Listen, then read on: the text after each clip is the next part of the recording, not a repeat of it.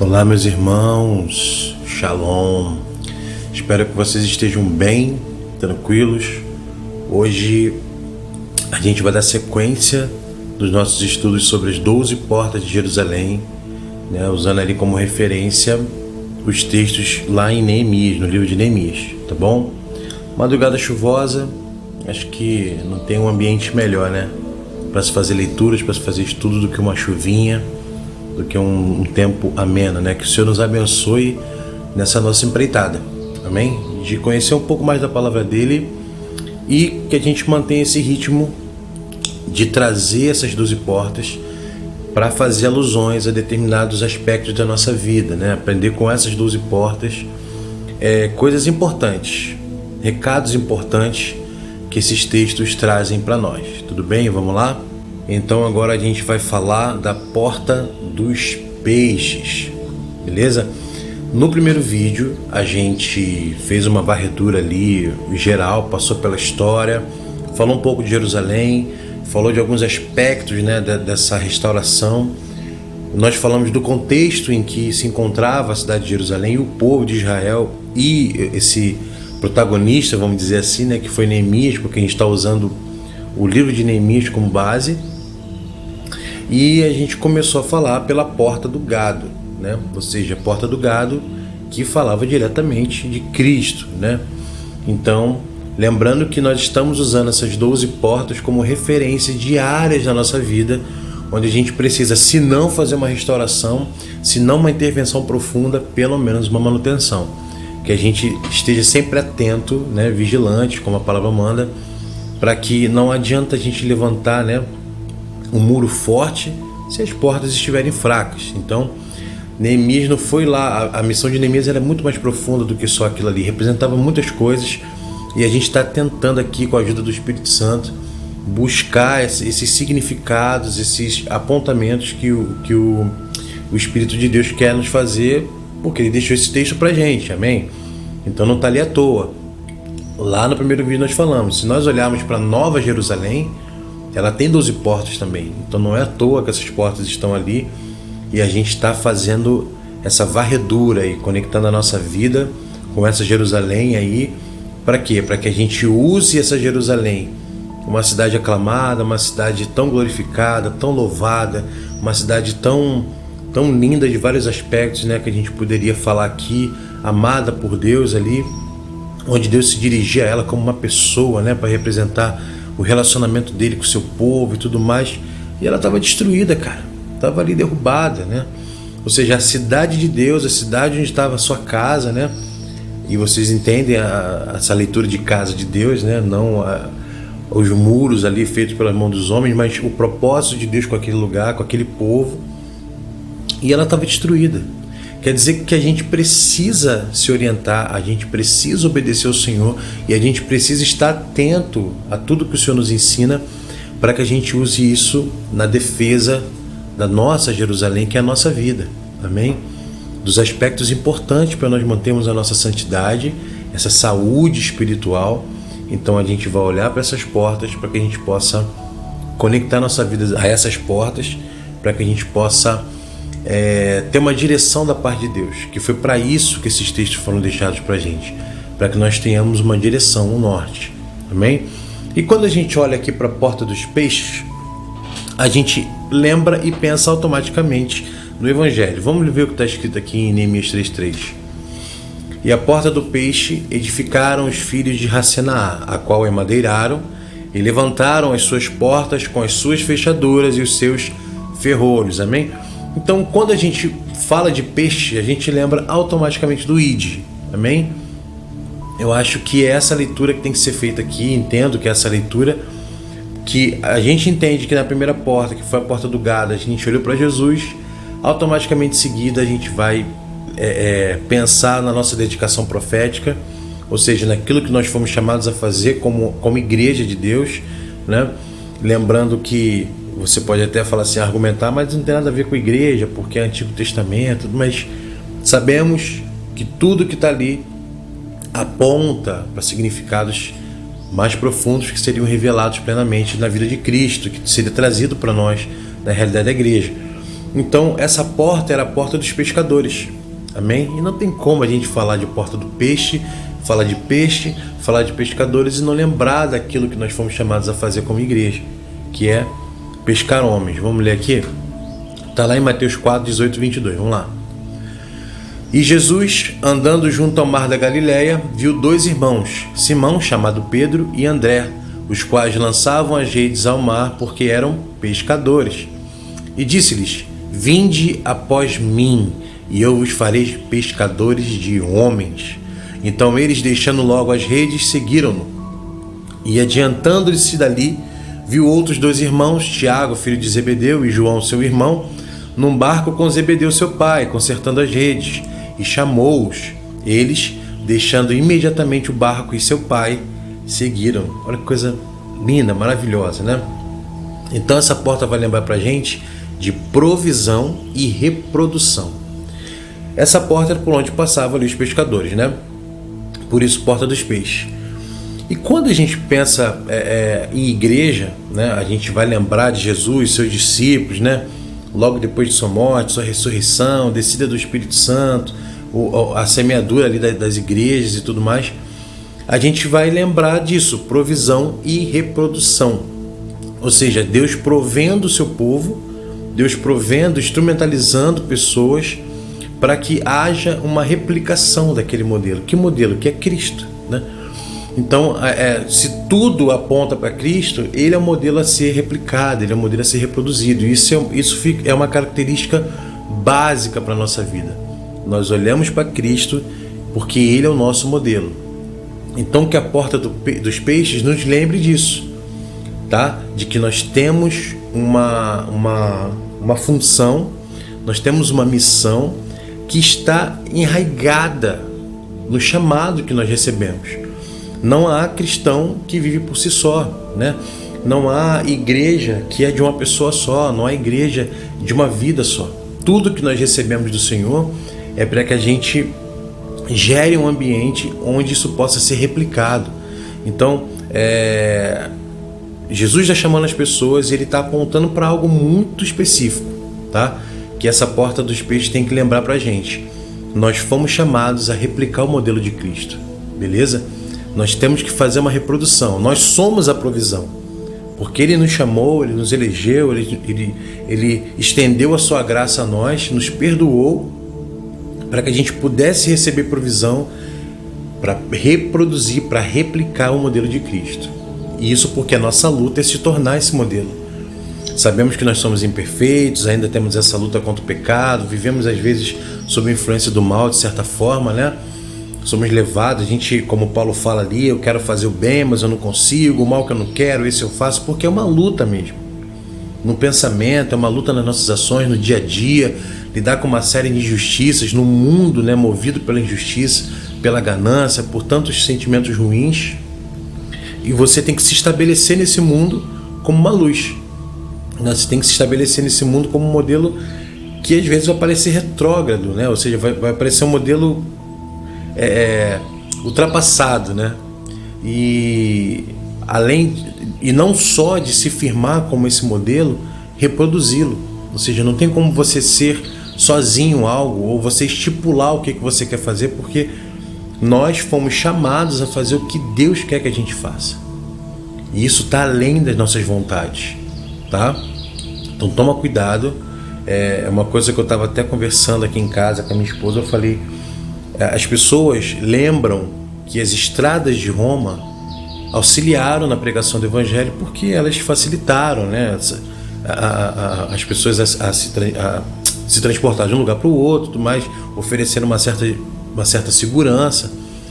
Então, quando você lembra assim, beleza, as estradas de Roma ajudou o Evangelho a ser pregado. Só que você não pode esquecer o que motivou, o que estava por trás do Império Romano, né? O que significou isso.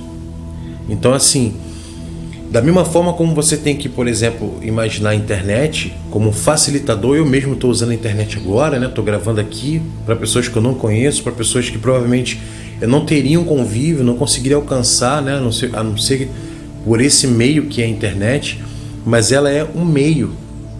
eu tenho que lembrar do que está por trás dela, porque da mesma forma que eu estou aqui pregando o evangelho, falando aqui, me esforçando para a gente poder ter uma leitura desse texto, tem gente divulgando material de pornografia infantil, né? Tem gente vendendo drogas, tem gente fazendo uma série de coisas ruins. Ou seja, isso aqui é um instrumento, algo que eu tenho que usar com equilíbrio, tá?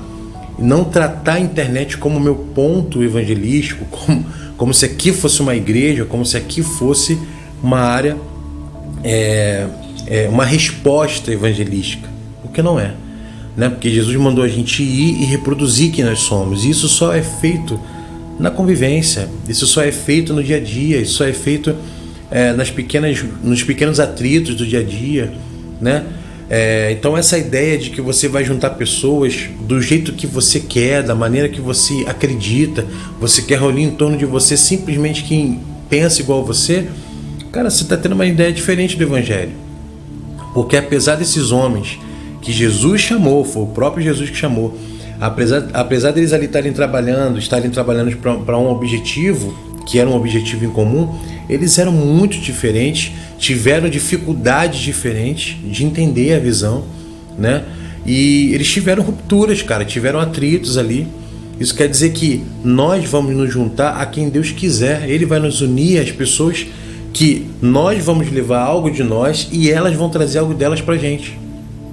Não há um ser humano na Terra que vai receber tudo do Espírito Santo, porque não haveria de por que a gente congregar. Se eu posso ficar na minha casa e receber todas as coisas do Espírito Santo de Deus, para que eu vou congregar com as pessoas? Então, existe algo que é movido apenas pela congregação do Senhor, que Ele revela para a sua igreja. E aí essas porções que cada um de nós recebemos, né, nos nossos chamados para a gente poder praticar nossos ministérios, essas porções que alguém da congregação recebe e te dá, você não vai receber, cara. Porque o Espírito Santo não é seu instrutor pessoal, certo? Ele instrui a igreja e ele derrama sobre nós a porção que nos é dada. Essa porção a gente divide e a porção que a outra pessoa recebeu, ela divide com a gente. Entendeu? Então, batendo nesse ponto, não dá para ser igreja sozinho. E não dá para você decidir o seu clubinho particular, o seu clube, as pessoas que você gosta, que você sabe que vão concordar com você em tudo. Não há crescimento nisso, precisa de atrito, né? Um homem afia o outro, a palavra nos ensina. Então, se você tem uma visão de igreja, eu sou contra o sistema, não quero estar em denominações, cara, isso não pode ser um ponto que vai te afastar do que a palavra manda você fazer. Você quer estar fora do sistema, você quer estar fora de placas, beleza, cara, mas você está congregado em pessoas que olham para o evangelho e entendem o que tem que ser feito a partir dele, qual é a sua missão. Sua missão não é ficar aí discordando de tudo, cara, com esse pressuposto de que você está denunciando heresias, denunciando falsos ensinos. Se você não faz o que a palavra manda, você também é um falso profeta, beleza? Você também é um falso cristão, porque se você faz pela metade, não adianta. Nós temos um chamado específico, nós recebemos provisão, nós somos a provisão, porque nós fomos chamados para ser a igreja de Cristo, para ser seu corpo, para ser a sua igreja, para ser, né, parte do seu reino, a parte visível do seu reino nessa terra, que somos nós, testemunhando quem Ele é. E aí a gente vai reproduzir isso, e a gente não tem como reproduzir isso da nossa maneira. A gente não tem como reproduzir isso do nosso molde, a gente tem como reproduzir isso da maneira como a gente quer, como a gente acredita que tem que ser feito. A gente tem que fazer isso seguindo os moldes de Cristo, porque a Bíblia tem um padrão, a Bíblia tem uma mensagem que precisa ser replicada, beleza? Então, assim, a porta dos peixes nos lembra daquilo que nós somos chamados a fazer como imitadores de Cristo, entendeu? Seja você numa denominação, numa igreja de porte internacional, numa igreja que tem uma teologia até que você não concorda 100%, que você encontra erros. Você vai encontrar erros em todo mundo, cara. Até em você. Principalmente em você. Então, assim, que você estenda para as pessoas o amor que você quer que Deus estenda para você. Então, se uma igreja te feriu, se uma pessoa te feriu dentro de um sistema religioso, né, Cara, olha para Cristo e vê o que Ele quer que você faça. Porque a maior parte dos servos deles também sofreram humilhações, constrangimentos, injustiças. E Jesus falou que nós teríamos essa angústia, falariam mal da gente, mentiriam sobre nós, entendeu? Mas que seja sobre Cristo. Não adianta você ser uma pessoa insuportável, impraticável e falar que as pessoas não gostam de estar perto de você por causa de Cristo. Não tem nada a ver. É porque você é um mal educado, você fala o que bem entende, você não tem controle sobre a sua língua. Então você não consegue estar perto das pessoas, você não consegue passar a mensagem. E você não vai poder chegar diante do Senhor e falar assim: ah, Deus, eu até pregaria, mas eu tinha dificuldade. Não tinha, cara. Você não queria.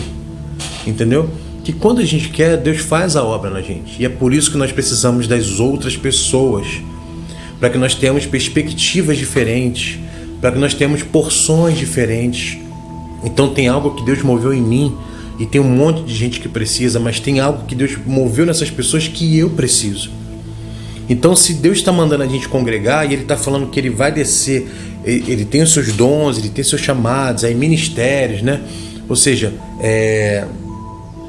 ministérios, agora eu esqueci a tua palavra, mas enfim. Mas assim, se Deus vai fazer essa organização toda, né? É para você sozinho? Ou seja, Deus Ele preparou uma organização para a igreja dele para que você esteja distante das pessoas ou se comunique com elas apenas pela internet? Sem vida real, sem atrito, sem dia a dia, sem você estar falando uma coisa e a pessoa falar: cara, não concordo muito com isso. E aí, cara? Como é que a gente faz? A gente vai para a palavra, estuda junto. Existe uma liderança, existem pessoas que foram colocadas ali para ministrar sobre a sua vida. É ou não é bíblico isso? É bíblico. Se você for confundir isso, eu também concordo. Eu não sou um defensor aqui da institucionalidade da igreja. Não sou um defensor porque isso não é bíblico. Mas faz parte de um mundo onde a gente vive, certo? A igreja tem um CNPJ, ela abre um lugar, ela dá conta do que ela faz, beleza? Enquanto isso for possível, vai chegar a hora que a gente vai ser perseguido, nem isso vai ser possível, né? Só a igreja de mentira que vai ficar de pé, porque a de verdade vai ser perseguida. Mas, cara, se isso, o que não fere a Bíblia não é pecado, cara. Existem coisas em que as pessoas são abençoadas que não é bíblico. Departamento de música, por exemplo. O teu ministério de louvor da igreja. Acha aí no Novo Testamento o ministério de louvor.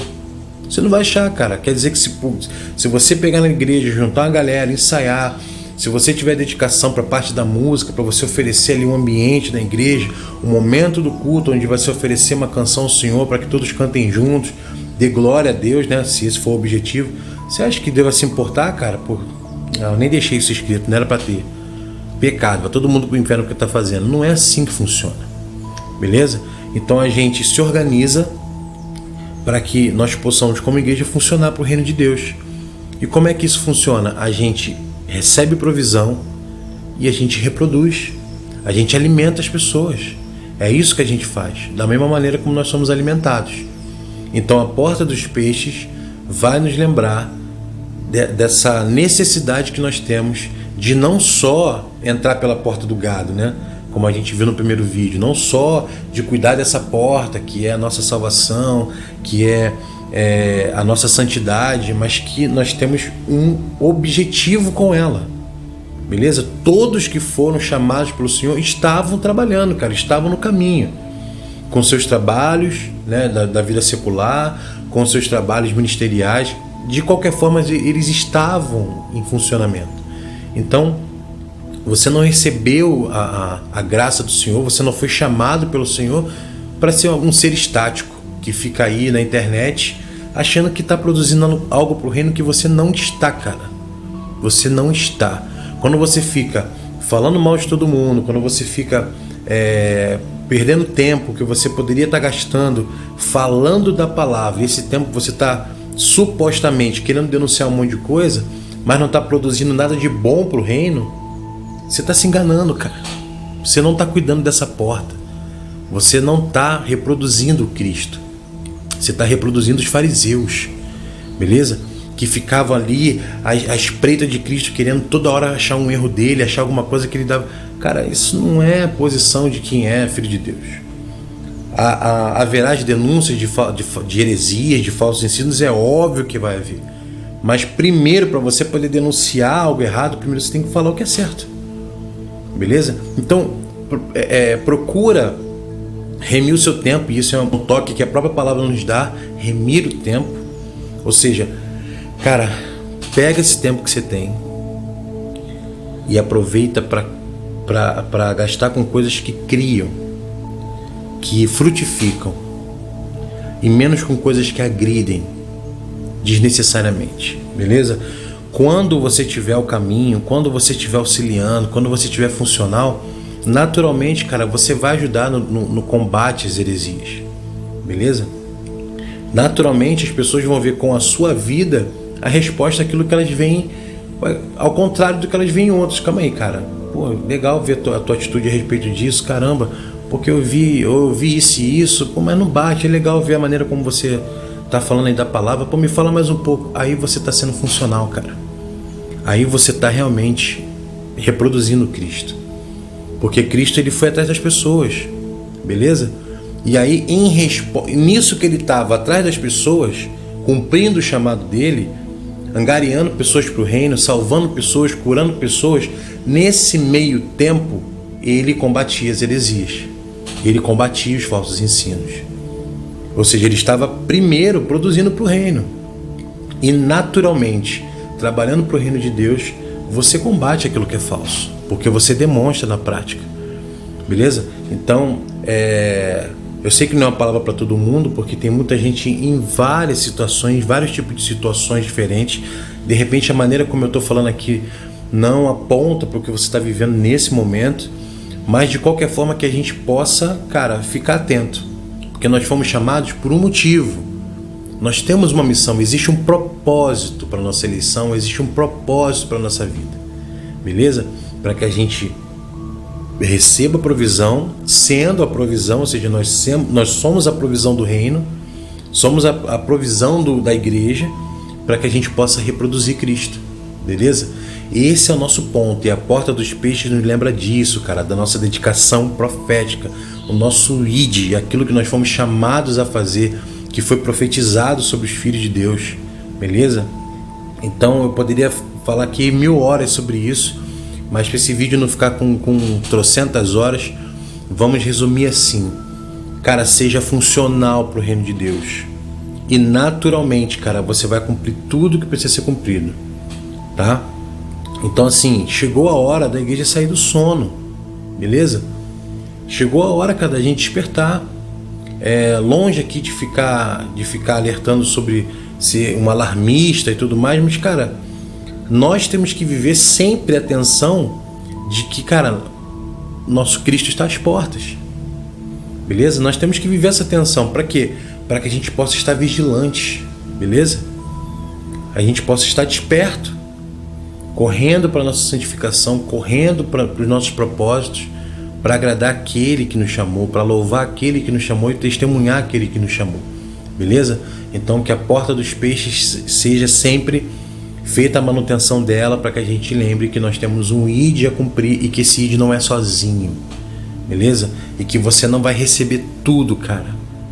Existem pessoas que estão recebendo porções que você só vai receber estando em comunhão, beleza? Deus não tem obrigação de dividir contigo algo que ele já falou que é dividir com a igreja. Então tem coisas que você só vai absorver estando em comunhão. Tem coisa que você só vai aprender com uma pessoa que já andou um caminho diferente do seu. Tem coisa que você só vai conseguir ver com uma pessoa que já viveu uma experiência que você não teve. Então esteja pronto, cara, para se submeter à vontade do Espírito, cara, e ser humilde de aprender com outras pessoas, tá? Não adianta você se enclausurar e se fechar no seu mundo para que você receba tudo. Você não vai receber, tá? Então assim, se a tua sede, cara, não for a mesma sede de Cristo, você não vai receber essa água, beleza? Como aquela mulher ali do poço recebeu. Essa água que, quando você bebe, você não sente mais sede. Beleza? Porque você tem que ter essa sede, a sede de reproduzir Cristo, a sede de encontrar as pessoas, de que elas sejam salvas como você foi salvo, de que elas sejam encontradas como você foi encontrado. Essa tem que ser a pulsação do nosso coração como reino de Deus, como igreja de Cristo, como representantes dele, beleza? de que outras pessoas precisam passar por essa porta também, pela porta do gado, para que elas também possam receber provisão e reproduzir, e aí elas vão pela porta dos peixes, tá? Para fazer outros semelhantes a Cristo. Beleza? Então é isso. Então a gente fecha aqui a porta dos peixes e agora a gente passa para a próxima.